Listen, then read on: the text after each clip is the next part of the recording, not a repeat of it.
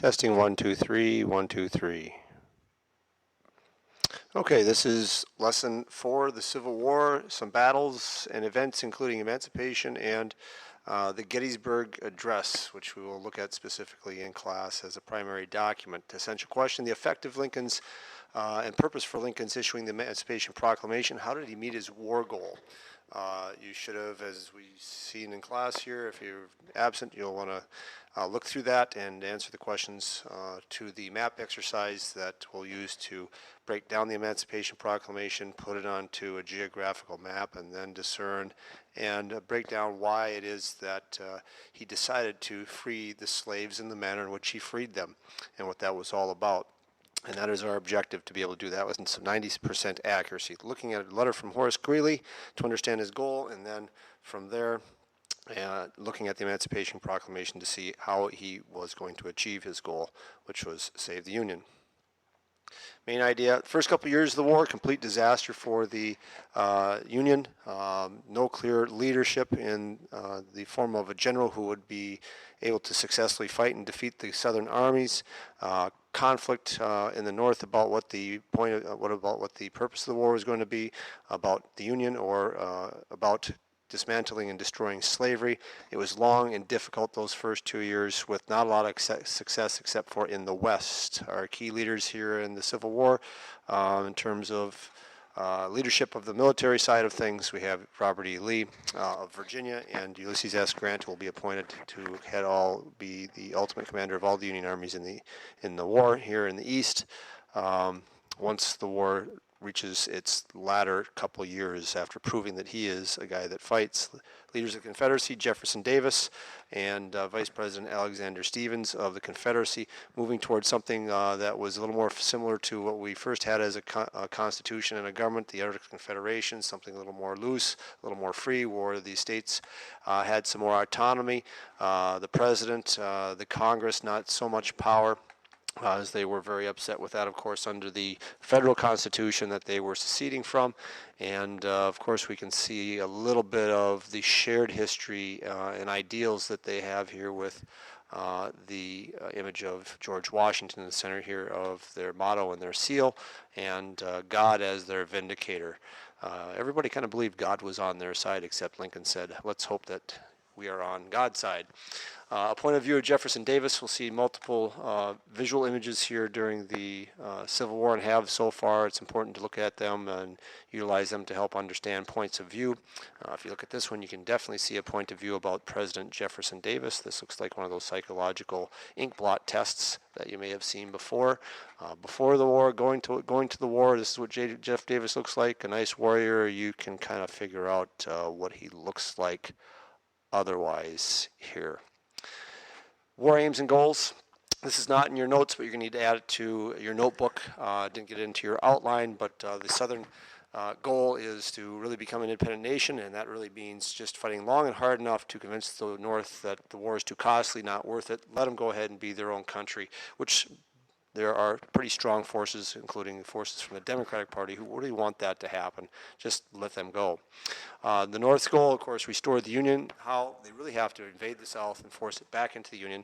Slavery is part of the problem for some, or the problem for many, but for Lincoln, his primary aim is not going to be about defeating slavery. It's all about preserving the Union, whatever it takes, preserve the Union, and I'll do it. The South has a strategy. Basically, they rest their hopes on something called cotton diplomacy. About 52% of all the exports out of the United States at that time were from cotton, all of the export wealth. Britain and France definitely relied on that heavily for their cotton and textile mills, as did northern textile mills in the United States. And they figured that when the supply of cotton started to dwindle and shut off to a great degree, that England and France would experience extreme economic difficulty and stress over that and come into the war on their side. The problem will be is that when northern armies start moving into the South, they'll start confiscating bales of cotton and selling it to the English and the French. And England will also find some other sources in basically Egypt and a colony of theirs that is producing cotton as well. At the same time, Europeans aren't into the concept of defending slavery so much, and so that also helps reduce things. So that was basically a response to the question here. If the supply of cotton stops, they hoped that England and France would come into their aid and their defense and help them win independence, like we got in support from France during the Revolutionary War. Strategy, really, it's going to be a defensive war with a few exceptions. One is possibly an attack on Washington, D.C. There'll be a couple northern invasions. They're aimed at trying to frustrate the North into giving up, not necessarily to defeat the North, but just cause them harassment and public opinion problems for Mr. Lincoln, and hold as much territory as possible while outlasting them and defeating their will to fight is really the ideal. The strategy for the North is going to be known as the Anaconda Plan, constricting the South and crushing it and strangling it to death. The head of the great anaconda snake is going to come down the Mississippi and bisect the South into two, while there is a great blockade shutting off resources and supplies, cotton in and out of the South through the Mississippi River and this vast river system here and any of the other ports along the South. It's going to take a lot of time to get that done, but gradually over several years it does happen. The tail of the great constrictor here would eventually hopefully wrap around the capital city of Virginia and win in that way. So this is what we have here, again, not in your notes, but you're going to need to add it, not in your outline notes, but go ahead and add it, this is going to help starve the South out and stop the cotton export, control the Mississippi River, cut them in two, get the capital, and win the war. And essentially that's what's going to happen, but it's just going to be very slow and very painful. The first battle sets the tone of things. Both sides really believed that the war was going to be one which would be quick and over by Christmas. A 90-day war was talked about. The first battle really put that out of everybody's mind very quickly. The Union soldiers had some 30,000 troops here amassing up at Manassas, some 35, maybe 45 miles from Washington, D.C., quite close actually, attacking a smaller force of Confederates at what they call Bull Run River. At first the Union troops were pushing them back, experiencing success. It was looking like it was going to be a success, which everybody expected on the Union side and of course on the Confederate side as well. Everybody had high hopes and expectations and were excited pretty much about this kind of thing for the most part. And that was exemplified in the North by large numbers of residents, representatives from Congress and officials from Washington, businessmen coming with their wives and actually setting up picnics to watch the spectacle and watch the big butt kicking of the Confederates. And this guy stood in the way and turned things around, brought in some reinforcements, got those that were retreating to turn back and turned the tide of the battle to the extent that the Union Army experienced a butt kicking. And for several days afterward, we have several thousand soldiers dribbling their way back into Washington, D.C., right past the White House, and showing a great deal of humiliation for the North and providing Mr. Lincoln a great deal of criticism for having lost at such great advantage. Success does happen, though, in the West. Ulysses S. Grant is part of the responsible for that, and will help bring him great notoriety. The Battle of Shiloh here happens on April 6th. And 7th of 1862. Prior to that, he won some battles at Fort Henry and Fort Donelson, which helped control, and this one here, Shiloh, controlled the upper Mississippi River here and all the major rivers, the Ohio and the Tennessee River, which flow into the deep heart of the Confederacy and allow the Union armies access there. And this will continue on as the war goes and will allow the North to split the South in two again. So it is successful in that. We have a great deal of control on the northern end of the Mississippi River. Now they just have to get the rest of it. Negative, immense numbers of casualties, which people are completely appalled at and causing Lincoln, again, a great deal of problems. The Battle of New Orleans in the west, we have Union Admiral Farragut waging a siege on that city. He captures the largest city in the South. It is also at the mouth of the Mississippi River, the significance here, and now we control the mouth of, or the Union controls the mouth of the Mississippi and the northern end of the Mississippi, and it's just a matter of controlling everything in the middle. And so the constrictor is exerting its force. Union defeat at Richmond and back into the east is another major blow to the war effort. Mr. Lincoln had General McClellan, known as the Little Napoleon at the time, to move on to Richmond and attack and take the capital. Mr. McClellan says, I think I'm going to take my guys there by boat to Fort Monroe and then march up this peninsula here through Yorktown of the Revolutionary War and colonial Williamsburg, build fortifications along the way, and after many days of preparing and building fortifications and letting the Confederates know that I am coming, I waged some heavy attacks, but to no avail. It was a complete disaster and complete loss. Took weeks to do, slow, constantly prepared, constantly criticized for not getting enough support. I'm always outnumbered was what McClellan always said, and it basically allowed the Confederacy to prepare a defense and defeat him. Ultimate failure. Great amount of criticism going on here yet. Skipping a whole lot of other battles in the East in this first year or two of the war, we're getting to that were generally failures for the Union and generals coming and going. The Battle of Antietam Creek, Maryland, is the significant one that's generally related to our Emancipation Proclamation, and it is the battle that Lincoln will be able to use as a win in the win column that will help him tie and couple or partner his Emancipation Proclamation, which he's been thinking about, and he's getting pressure to make the war about slavery in the North.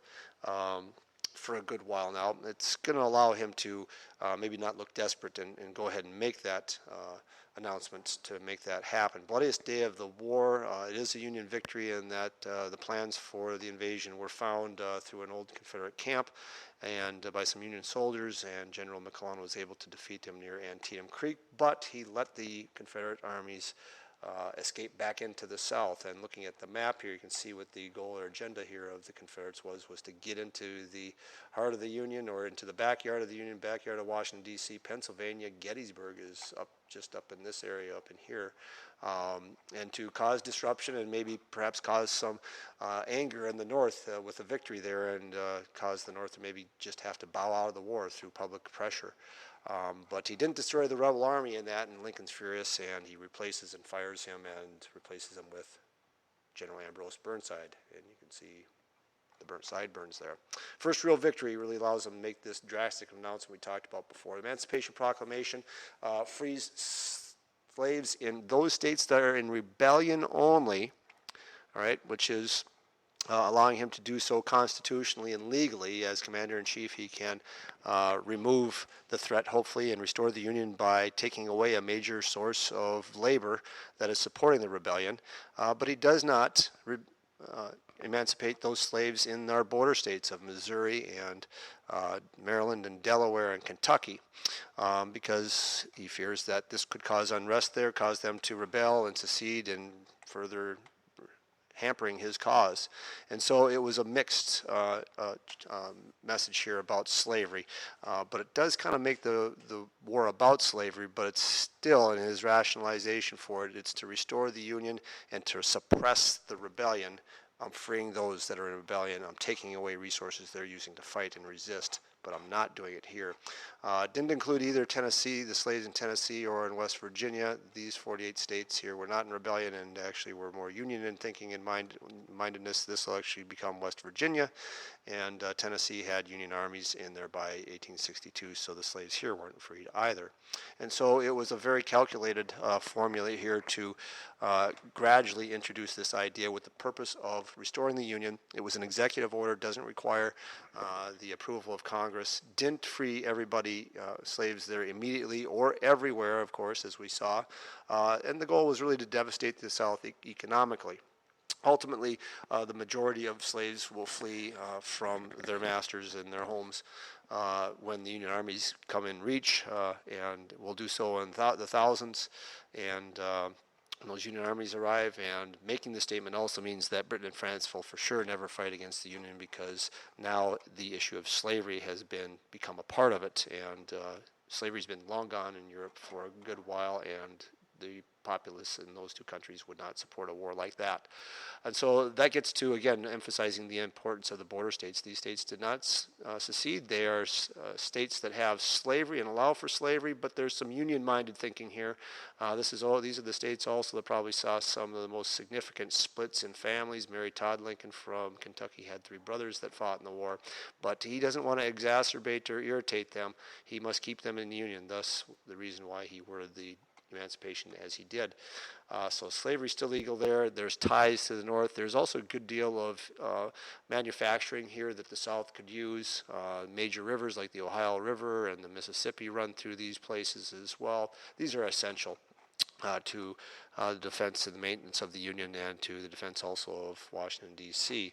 The border states were again, very important. He suspended the writ of habeas corpus in various locations without the approval of Congress. This is a constitutional right that everybody has, requiring the government to provide evidence of against you in order to hold you in jail and try you for something. This is suspended in times of national emergency. Lincoln did it himself without congressional approval, which is a great criticism that he faced as well. But he suspended civil rights and constitutional rights in this writ of habeas corpus, and did put people away that were a problem for the Union cause for periods of time as were necessary. The Emancipation Proclamation also encouraged people to abstain from violence unless in necessary self-defense. And so this is kind of from the mindset of trying to discourage any excess loss of life and bloodshed in the South. It wasn't something that Lincoln was trying to establish in order to attack and kill as many Southerners as possible, more of an economic aspect of things. And at the same time, the Emancipation Proclamation also allowed for slaves to come into the Union armies to help support those armies. They won't fight right away because of concerns about their ability or willingness to fight and their trainability, but once we get into late 1863 or 1864, we'll start seeing about good numbers of them coming in gradually and performing exceedingly well. Emancipation Proclamation, of course, brings about the 13th Amendment and the opportunity for that to come in 1865, which does happen. The end of the war, definitely bloodier than even the first part of the war. Victories in various places still signal that this is not a for sure thing, but the war machine in the North is getting bigger by the day, and it's just a matter of finding someone who's willing to fight. And it really was what it takes. What it takes is a great deal of aggressive action by the Union, which we'll see comes with our new leadership in the Union armies coming up pretty soon. But we have basically lots of significant losses yet here in 1862, 1863. 1863 is a pivotal year. The Battle of Gettysburg is the one in which we have what's called the high water mark of the Confederacy. They are no longer, from here on, they're going to start to decline in power and influence. In threat to the north. They'll again try to invade into Pennsylvania at Gettysburg, just across the border and just north of Antietam Creek, to try and disrupt things for the North in their war effort. And it turns into a major loss for the South and a great victory at that time, and of course a great point in which a great cemetery is established to recognize the incredible loss and bloodshed that happened there, and Lincoln basically making a new statement that really kind of redefines what the war is about and reminds people what the war is about and the heritage of the country is about and the government is about. So we'll take a look at that next class more specifically. Also, July 4th, kind of ironic, just the day after we have the victory at Gettysburg, we have the Battle of Vicksburg being concluded here with a big attack. Vicksburg is about in the middle, midway between New Orleans and where the confluence of the Ohio and Mississippi River, where the Battle of Shiloh and Fort Donelson's were at previously. Months of siege and attack by Grant helped him win that battle there and basically control a major city in the middle, and result in basically now the Anaconda Plan being successful in splitting the Confederacy in two and having complete control of the Mississippi River. That kind of marks the beginning of what's going to be a new assault into the South, splitting the South again with something called Sherman's March to the Sea. In November 1864, the Union armies have some wins in Chattanooga, Tennessee, and it's about that time that Lincoln names Grant Supreme Union Army Commander. I can't spare him. He fights. He brings him into the East to basically run all of it, and Sherman says, I've got a plan. I want to take a large number of soldiers, disconnect from my supply lines, and march to the South and destroy everything I possibly can. If you Google Sherman's neckties, you'll see how that was done, destroying railroads, basically living off the land, stealing Maribel the cow, pigs, chickens, gardens, living off of all those things, and cutting a swath through the countryside to try and disable the populace of the South from supporting the rebellion. And Vicksburg, getting back to, this is a little out of place, getting back to Vicksburg, the populace of Vicksburg was under such vicious attack that they actually had to dig caves into the hillsides to escape the bombardments there. And again, here is Sherman's necktie. An example of Sherman's necktie at a park somewhere. 1864, the Confederates have to leave Atlanta because Sherman marches to Atlanta and takes it, burns a good portion of it down, continues marching to the Atlantic Ocean and to the coastal town of Savannah, takes it without a fight, and sends Mr. Lincoln a message of a Christmas gift to you for that. As that's happening, though, there's, again, the course of other events throughout the East are still not necessarily significantly for sure. Battles are extremely bloody, getting bloodier by the day. Grant is getting nicknamed the Butcher. Public opinion is against the war effort and Mr. Lincoln and what's going on here in terms of loss of life. And leading up to that victory of taking Savannah, things are really pretty much in doubt and leading up to the election of 1864. In the summer of 1864, again, this election is in doubt. Things aren't always for sure. The Republicans changed their name to the Union Party, kind of catchy, right? That's the goal. And they choose a new vice presidential candidate, the only senator from a southern state not to secede, a guy by the name of Andrew Johnson. He was a Unionist, and he is going to be Lincoln's running mate to help gain support in some of those middle border states as to appeal to Unionist feelings in the border states. But like Lincoln said here, he's not sure about things. Unless some positive things happen in the battlefield, he may very well get defeated. And his opponent really are the Democrats, the Peace Democrats, also known as the Copperheads, who hate the war effort, want to concede and arrive at some sort of peace treaty with the South and get out of it. McClellan had been hired and fired several times by Lincoln and had a great deal of animosity toward him. Here's Jeff Davis, Lincoln. And here he's depicted as holding the country together and being the solution to a country that's getting tore apart. But very happy to oppose Lincoln for that conflict he had with him and being fired several times, and basically also being very disrespectful and disdainful of Mr. Lincoln as well. He was very much admired and respected by his soldiers. Of course, we're nearing several million soldiers, and so the concern is that those soldiers could swing the election into Mr. McClellan's favor. And he's promising to negotiate an end to the war, which is, of course, attractive to those soldiers. The Peace Democrats, and again, Copperheads, a vicious campaign against Mr. Lincoln, associating him and his lineage and his heritage with African Americans, being despotic and a tyrant and abusing his power, destroying American public values, that kind of thing. This is the kind of campaign that was waged against him to discredit him in that election. But Mr. Lincoln has some good luck on the battlefield. Admiral Farragut wins a battle at Mobile Bay in the Gulf Coast, and Mr. Sherman took Atlanta in that year, 1864. General Sheridan drove the Confederates out of what was one of the greatest sources of actual food agriculture that provided the South with food in the Shenandoah Valley. And he also had that successful win at